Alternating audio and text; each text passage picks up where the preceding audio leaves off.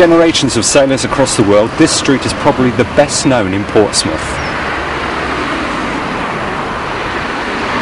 Its origins go back more than 200 years. In the first half of the last century, it consisted almost entirely of shops and businesses, most of them catering for jack tar on a run ashore. They range from pubs, cafes and bawdy houses to tattoo parlours and naval outfitters. But slum clearance programmes in the 1930s, wartime bombing, major post-war redevelopment and a shrinking Royal Navy together changed the nature of the street.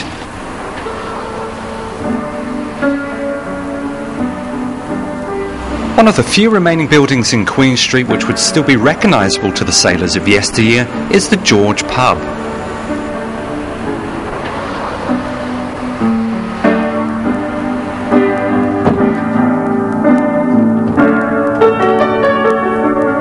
What's your earliest recollection of Queen Street? I was an apprentice in the dockyard, which is just opposite, and I was studying civil engineering. I'm a very young man, and coming out, yes, it was notorious. Even as I say young, 16, 17, 18 when I started, everybody knew the facts of it. Not like today at 4, 5, 6 years of age they taught it at school. But no, it did have such a reputation of prostitution. You could remember then, you could have something like 12 ships in that dockyard. Today, if you see 1 or 2 British ships, it's good. You might see 1 or 2 French or something else, but the number of sailors you see in the Portsmouth today, or in this area, is so much limited as to what it used to be. And there was a time, the good thing was when the US Navy came in, and I'm talking now of 1958 and periods like that, you get 2 American warships coming, and the prostitutes would come from London, trainfuls of them, and you had police officers there trying to turn them out, but they came in such force that there wasn't enough police officers to turn them all back, and they would come down, which was fun in itself. As a youngster, 16, 17 or anything else, I'd sooner see the fights between the London prostitutes and the local ones. You understand what I mean? And I don't say I shook my head and walked away. It was intriguing. It was spicy, for want of a word. Queen Street had the reputation of spicy, and that's what seamen look for. Never ever change this pub. If I won the lottery tomorrow, I'd buy this pub and keep it as is. Yeah. There are people that use it, it's roughly my age, 48, into mid-50s, whatever. You don't get the youngsters in because they don't like the pub, because there's no jukebox, dartboard and that. They're so friendly. You can leave your money on the bar, beer, drink on the bar, whatever, walk out, go to the shop, and you know for a fact they'll still be there. Yeah. I would like to see more businesses open up down there, because we need them, this area. This was always a navy town, and now we have no navy. It's what, 28 ships, something like that. Do you think it's going to change with the gun wharf development? Hopefully, yes. We're going to get more visitors, and hopefully what pubs we've got down here now will pick up.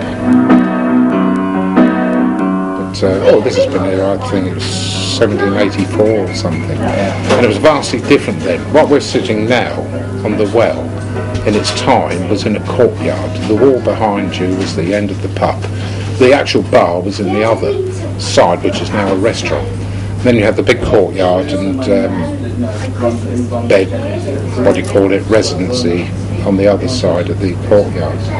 You can see the history, and of course inside. I mean, a lot of the stuff, especially the beams and everything, I don't say original to the pub, but they are original old beams, which gives character.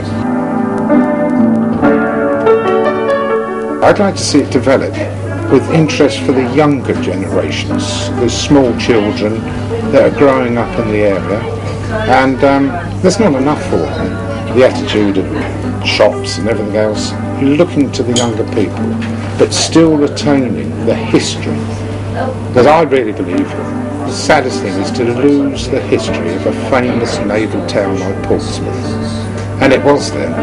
and it's changing, but it's retained by a place like this. Once naval tailors and outfitters were two a penny. Today, one familiar name remains. See, I do anything, alteration, measure, and embroidering, But not so many sailors now. Still lost the sailor, still not. It's changed now. There's a lot of changes, right? That's all right. It's okay. Yeah, for better. Because I'm here a long time, but everyone know me. They come back all the time, You think it'll make a difference with the development in gun wharf? I don't think so. It's, because this area, Portsea, is a very bad area. If you don't have the shutter down, they will smash in the window. The Navy's getting smaller and smaller. Do you think you will have business in 10 years? I think still have that because they know me. All of them coming back. Everyone know me. I do making, but down the road the shop here, they don't making. They just sell. I'm tailor by trade, but they not tailor. They say sell. But they know the job. What's the highest rank you've made a uniform for? I think captain. Captain is.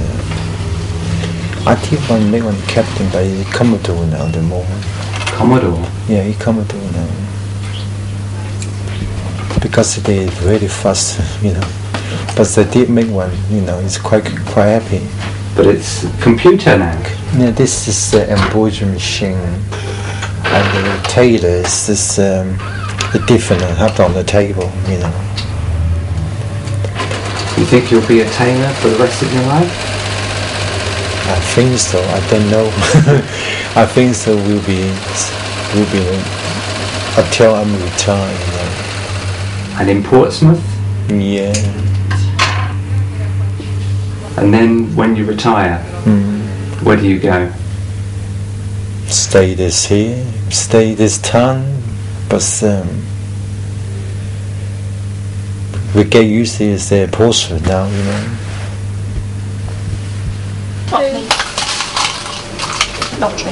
One of the remaining shops in the street had a checkered past. Well, it was rumoured, wasn't it, Mo, that it was a whorehouse at one day.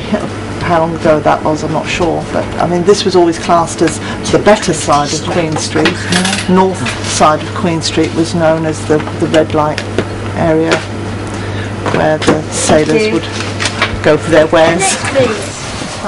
You just got to go on with the times, really. You've got to go with the times, haven't you, really? You can't bring the horses back that used to be stabled down here. That wouldn't work. Lovely. The horses used to be down here. They're not allowed to go down on the shore front there now, so you can't bring Mud Larking back. That was all part of the character. Did you do that? Yeah. Mud Larking. You can't be good Mud Larking. They never harmed anybody. It's lovely.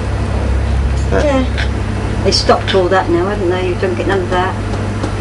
People used to stand over and watch all the mud larkers. They used to throw their money in, and they used to go in there fiddling about with it, and they was quite happy, the children, doing that. Yeah, that's all gone. Mud larking, get clipped round our ears when we got home. But those were good old days. Mud larking, the swimming off the bridge and that, really good. Casing. So what's mud larking? We go in the mud, just go down there with your bathers on and get in the mud, shade up, black our face for half a crane and things like that. And they used to throw the money over the bridge. We used to feet in the mud for it. It used to be really good. And they used to go casing and to get a few bob. Casing? Casing, get an old truck, make a truck out of some old wheels and go down and carry the people's cases from the coach station or the bus station to wherever they wanted to go. Yeah. Park the cars up, they all park the car. Well, they do that now. Half the time they go around parking on their bikes, see all the children riding amongst the cars, parking the cars and that. There's talk of bringing the trams back. Yeah, I don't know that would. It won't bring back the ambience of a of what it used to be, because you haven't got the characters down here now. So, I mean, times move on, things move on, and you can't go back and bring back what's been gone for years. I mean, you haven't got a lot of the original families, so there's not the tight-knit community that there used to be. Although talking to people, it does seem that if people are born in this area, they don't want to move away. Whatever changes, they don't want to. No. I mean, I like it down here. I really do. You like it down here, don't Definitely. you? Yeah. It's a world of its own. Really, it's difficult to explain, but it's a community and a world of its own. People are very protective towards one another. If they're Portsea people, they're just, as I say, it's just like a village community. It's just different from anywhere else that I've lived. They look after one another down here, and we don't have any problems with worrying about your children out playing. You know they're quite safe. Somebody else has always got to look out for them. You can walk, or I've never had any feelings of being frightened walking around here late at night, which I have done in other areas, but here you just feel safe.